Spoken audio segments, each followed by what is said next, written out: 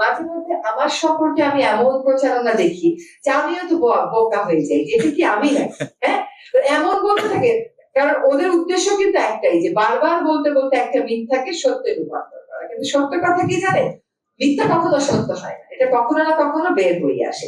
So I would urge everyone যে আমাদের বুঝতে হবে যে অপপ্রচার গুলো কেন চলছে। যদি আমরা ওইটুকুন বুঝি তাহলে কিন্তু অপপ্রচারের ফাঁদে আমরা পা দেব না।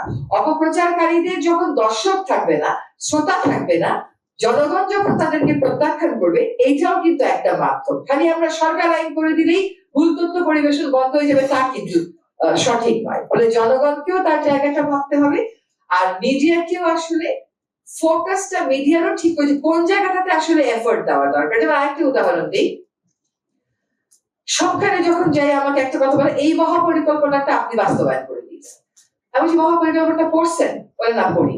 দেখছেন না দেখি, তাহলে বাস্তবায়ন চান, এটা পড়েননি দেখেননি, বা কেউ একটা হাইপ তুলে দিচ্ছে।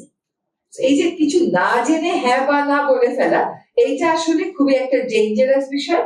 আর অমুকের সাথে অমুকের ছবি আছে, তাহলে অমুক সাথে অমুকের খুব ভালো, ওর দোষর। এই যে এগুলো প্রচারণা, এগুলো থেকেও সরে আসতে হবে। আমরা কত জায়গাতে যাই, কত জায়গাতে মানুষ ছবি তোলে, তো ভাবি যে কার সাথে যে ছবি তুলছে জানি তো না, এখন সে পোস্ট দিলে বলবো ওর সাথে ওর পোস্ট ওর বন্ধু, আর আমার তো আসলে তা না। তো ওই এই জায়গাগুলো হচ্ছে কি ফোকাস নষ্ট করে দেওয়ার রাজনীতি, যে স্প্লিট করে দেবে, আপনার ব্যাপারে সন্দেহ তৈরি করবে। যখন ভালো মানুষের ব্যাপারে আপনি সন্দেহ তৈরি করেন, তখন আর দেশ গড়বেন কেমন করে?